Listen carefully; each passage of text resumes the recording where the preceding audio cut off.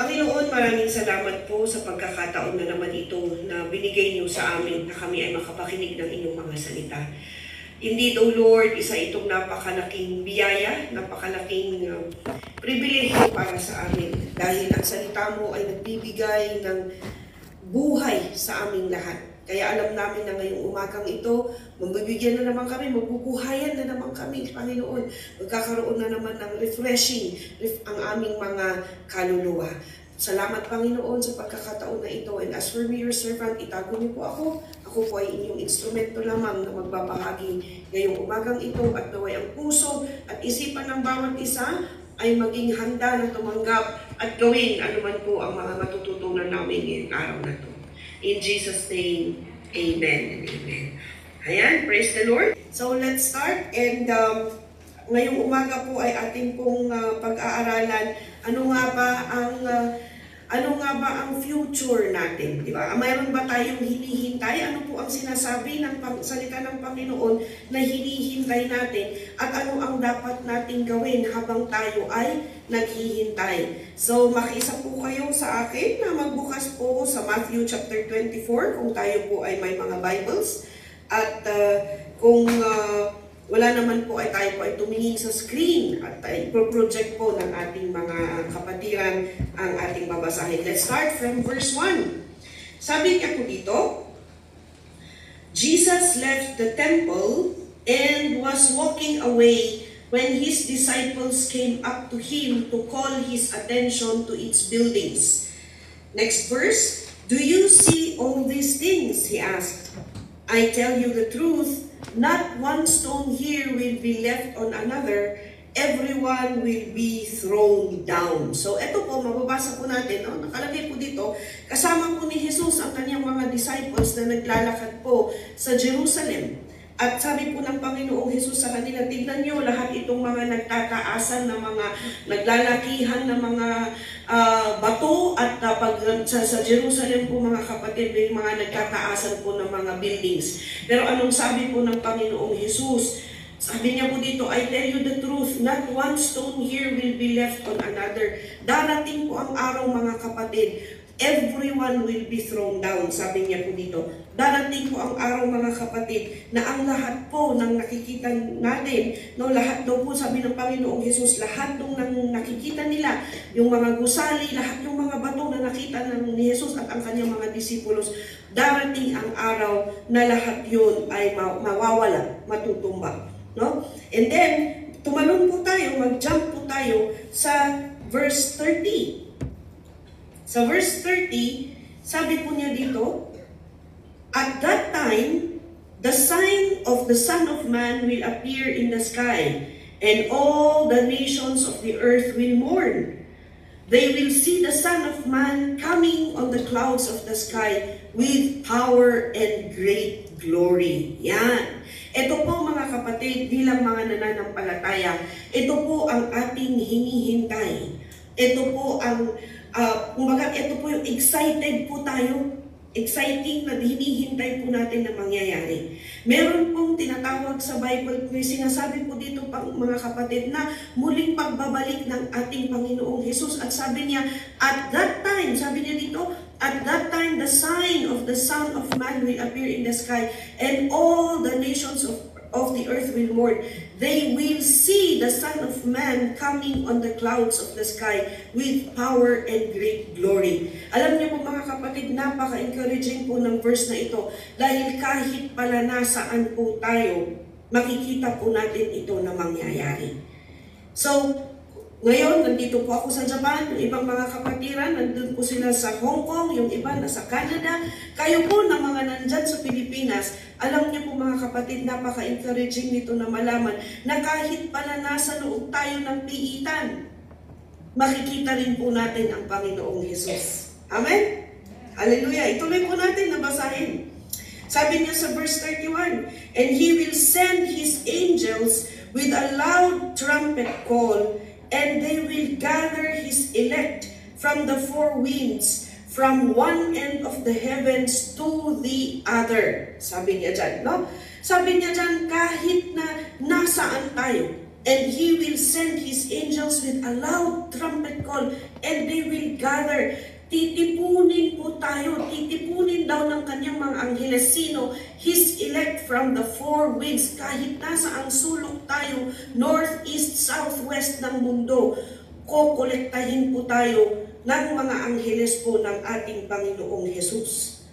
Pero, ang tanong mga kapatid, sino itong mga elect? Ayan. Sino po ang gustong mapabilang sa mga kukolektahin ng Panginoon? Taas nga po ang kamay kahit nasaan po kayo, mga kapatiran. Ayan, praise the Lord. Thank you for your response. At yan po ang pangako ng Panginoong Jesus sa atin. No, napakaganda. Napakaganda na kahit na ano ang sitwasyon natin ngayon, kahit sa ang sulok tayo ng mundo ngayon, kahit anong hirap na pinagdaraanan natin ngayon, magtiis lang tayo mga kapatid, dahil yan po ang pangako ng Panginoong Jesus. Pero, meron pong kasunod yan sa verse 36 na kailangan natin pag-aralan dahil gustuhin man po natin. Amen? Gustuhin man po natin na makilipad at makolekta at masama sa mga kokolektahin ng mga angheles. Kung hindi po tayo papasa sa requirement, hindi po tayo mapapabilang sa mga lilipad. Amen? So sa verse 36, ano pong sabi niya dito?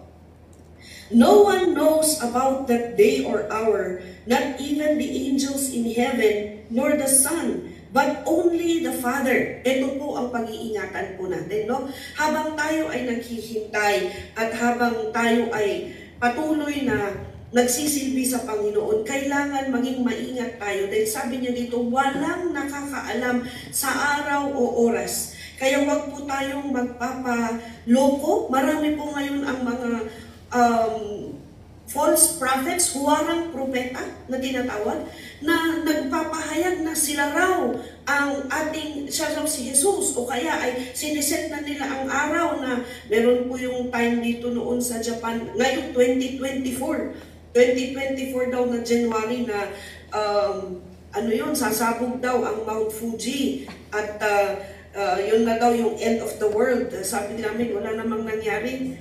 Okay? But February na, lumagpas na ang January. Pero yung mga yung usap-usapan lang, para lang may ma-post sila sa Facebook. Para lang may ma-like ang mga followers nila. Yan, no? Ang ginagawa po ng mga social media ngayon. Pero wag po tayong maniniwala. Dahil sabi niya po dito, walang nakakaalam, kundi ang Ama lamang. Pati nga po ang anak na si Panginoong Jesucristo, hindi niya alam kung kailan. Tuloy po natin sa verse 37. Sabi niya po, as it was in the days of Noah, so it will be at the coming of the Son of Man. Katulad daw po nung panahon ni Noah, ano ba ang ginagawa ng mga tao nung panahon ni Noah? Sabi niya po dito, for in the days before the flood, people were eating and drinking, marrying and giving in marriage, up to the day Noah entered the ark. Ito po mga kapatid, ang ating kasalukuyang sitwasyon. Marami po ang nagpapahayag ng salita ng Panginoon. Marami po ang mga katulad nito na Bible studies. Pero ang mga tao hindi nakikinig. Sa halip, ano ang ginagawa? Katulad po noong panahon ni Noah, malapit nang dumating ang baha, pero ayaw pa rin nilang maniwala. Ano ang ginagawa nila? Nagpapakasaya sila. Pamakain, umiinom, nagpapakasal. Yan.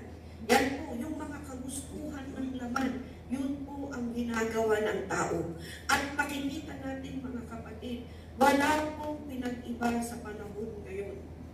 Marami po ang mga ayaw makinig sa salita ng Panginoon. Marami po ang mga gusto nila ang kanilang sinusunod.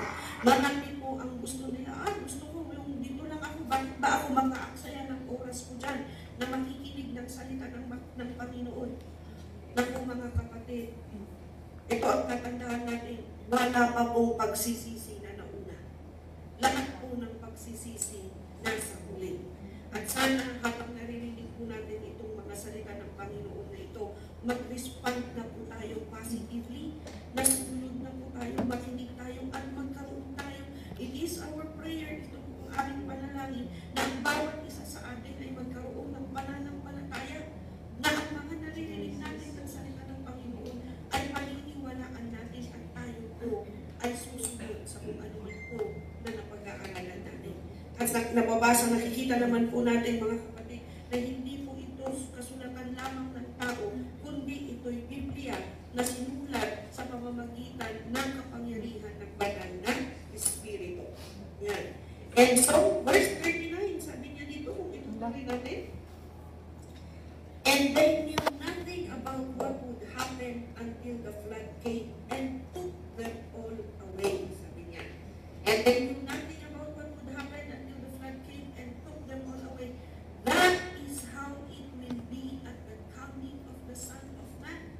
Na bawat isa po sa atin, kung ano yung nangyari noong panahon ni Noah, sa Tagalog po yata ay Noe, ay ganun din daw ang mangyayari ngayon. Kaya napakapalad natin na naririnig natin ang mensaheng ito.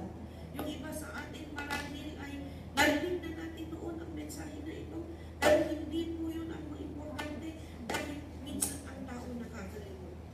No?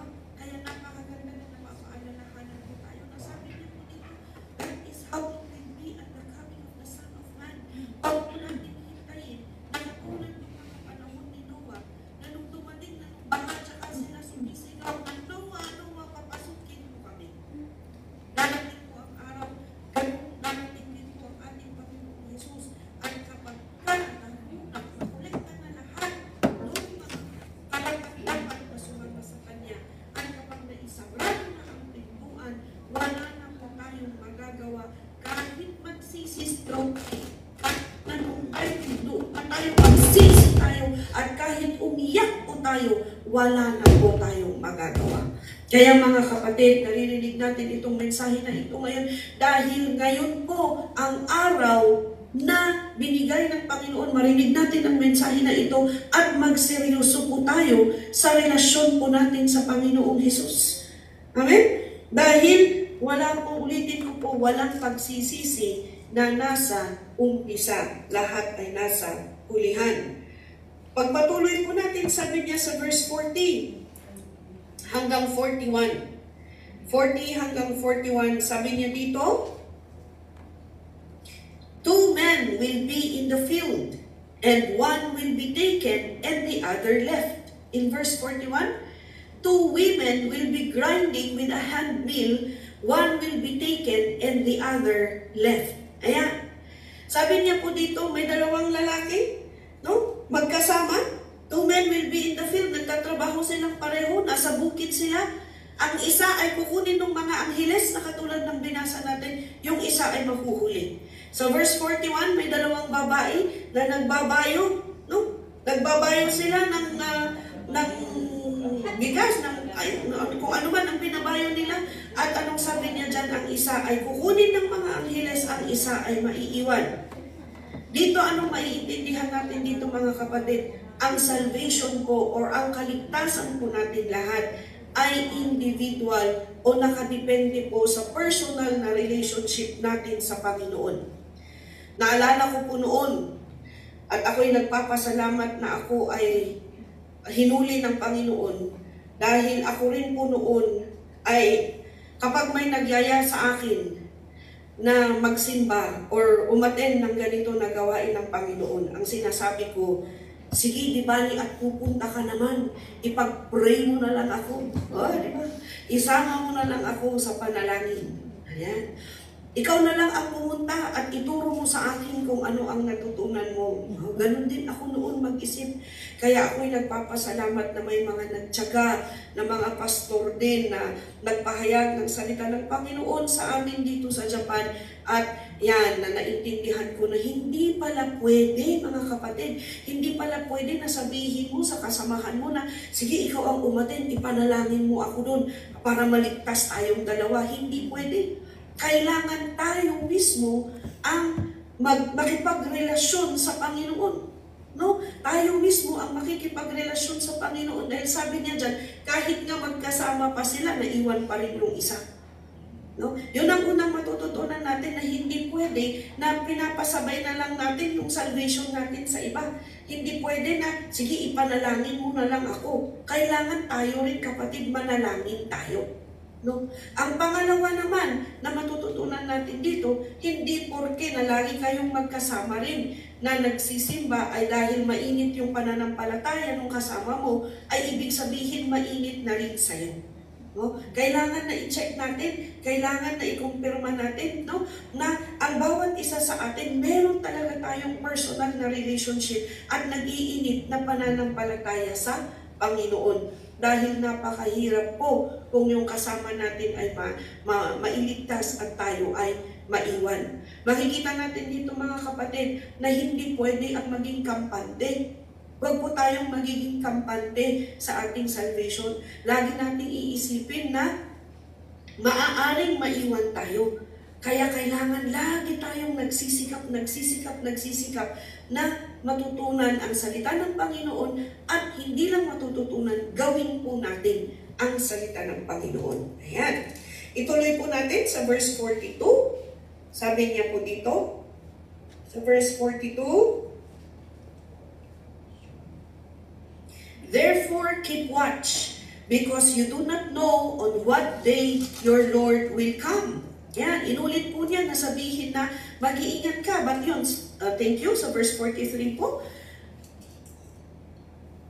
"But understand this, if the owner of the house had known at what time of night the thief was coming, he would have kept watch and would not have let his house be broken into." So, verse 44, "So you also must be ready, because the Son of Man will come at an hour when you do not expect Him." Alam niyo po mga kapatid, alam po natin yan, na kapag paulit-ulit na sinasabi ang isang bagay, ibig sabihin napaka-importante at gustong ipaintindi sa atin ng masinsinan.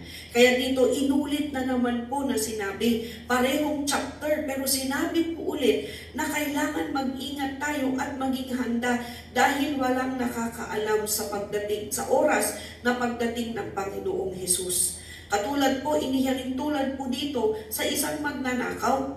Meron po bang magnanakaw na magsasabi sa nanakawan niya, humanda kayo, tatawag, o mag-iiwan ng sulat?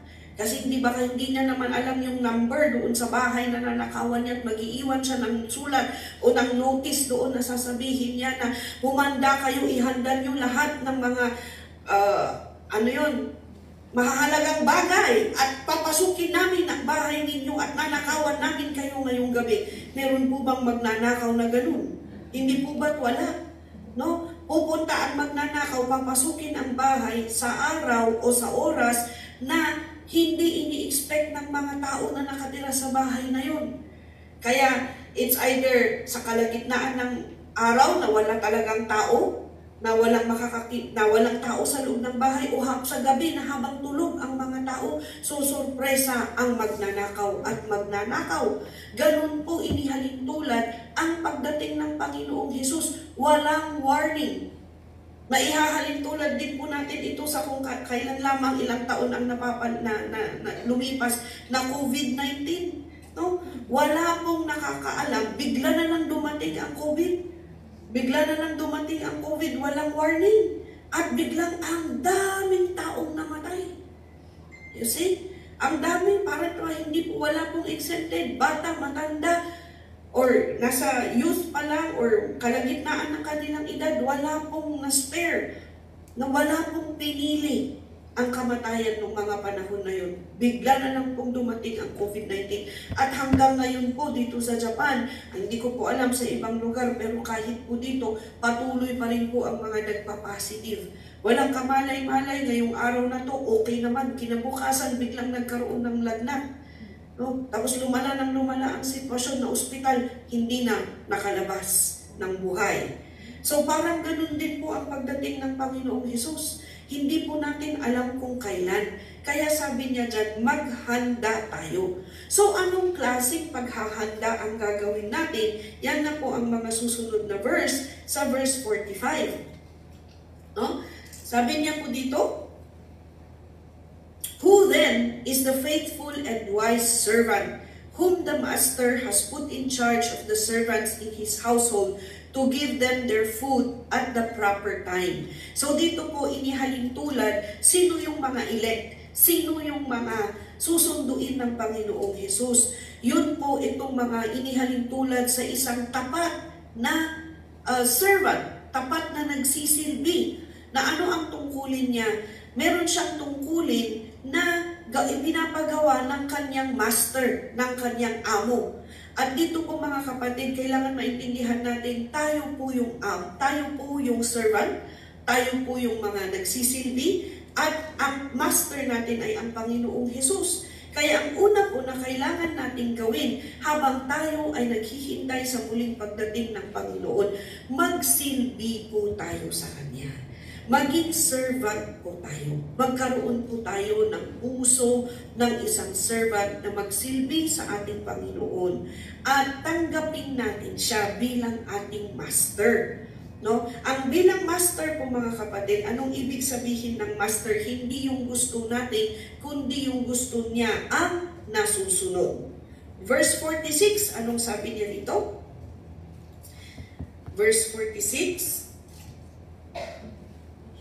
it will be good for that servant whose master finds him doing so when he returns. Yan. Sabi niya, it will be good for that servant whose master finds him doing so when he returns. Ano pong ibig sabihin?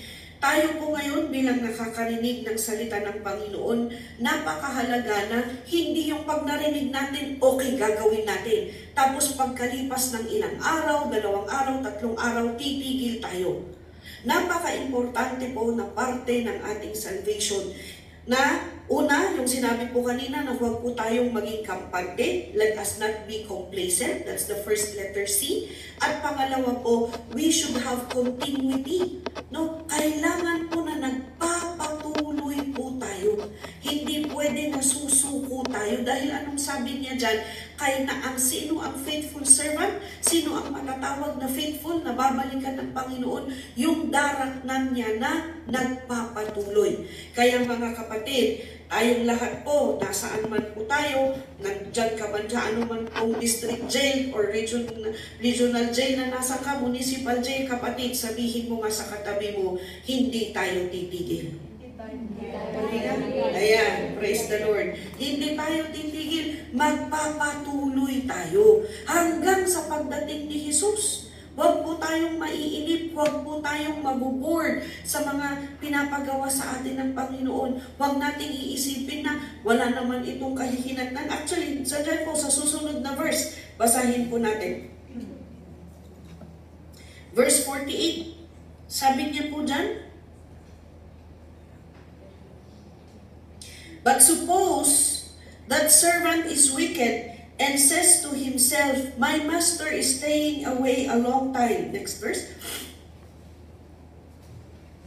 And he then begins to beat his fellow servants and to eat and drink with drunkards. Verse 50. The master of that servant will come on a day when he does not expect him and at an hour he is not aware of.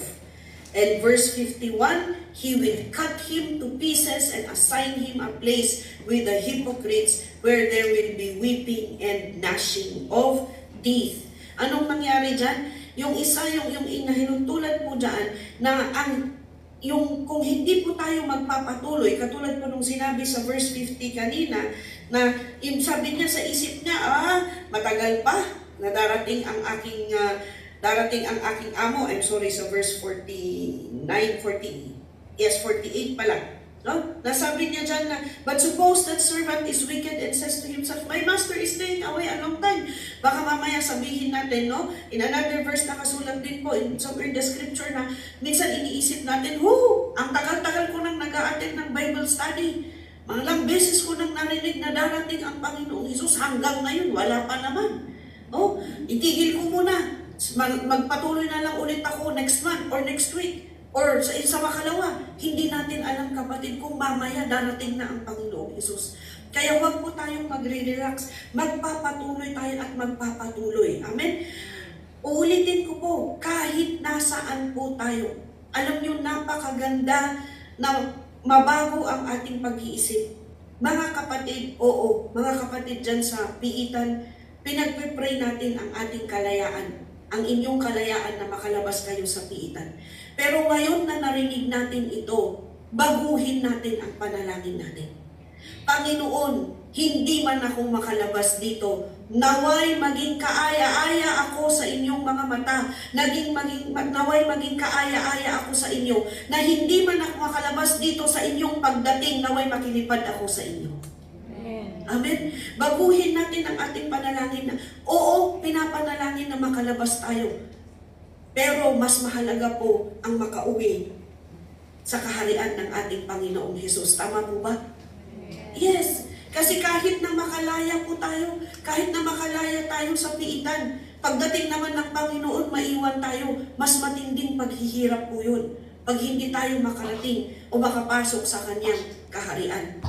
Ano man po ang sitwasyon natin, kahit nasa piitan po tayo, I tell you, papasukin ng mga angheles ang piitan, ilalabas po kayo nila dyan at isasama sa kaharian ng ating Panginoon. Ang importante, gawin natin yung nakasulat, maging faithful po tayo, maging tapat po tayo sa Panginoon.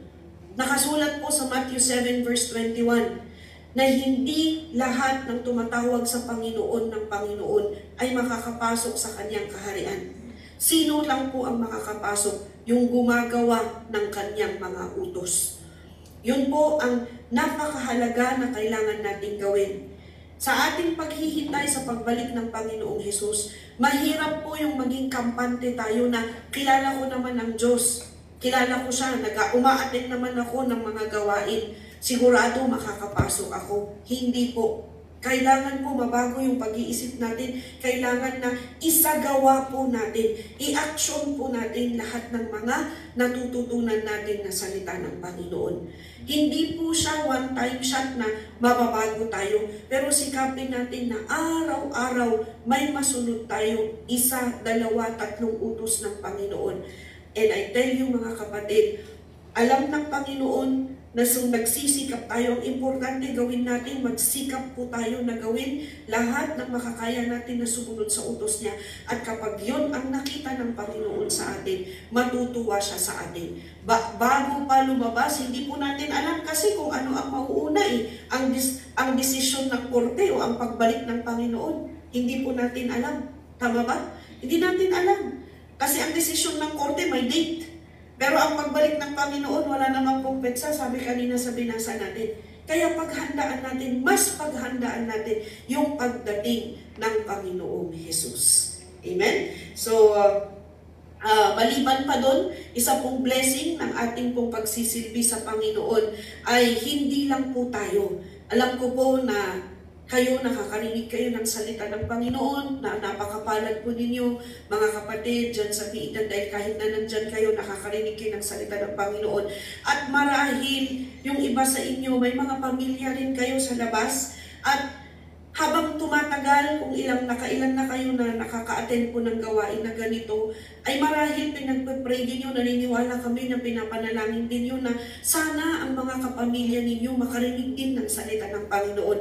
Alam nyo, yan po ang isang blessing sa pagsisilbi sa Panginoon. Kung tayo po ay maging tapat, sumunod sa utos ng Panginoon, gagawa rin po ang Panginoon ng way o ng paraan para ang mga pamilya natin makakarinig din sila ng salita ng Panginoon at darating din po ang salvation sa kanila.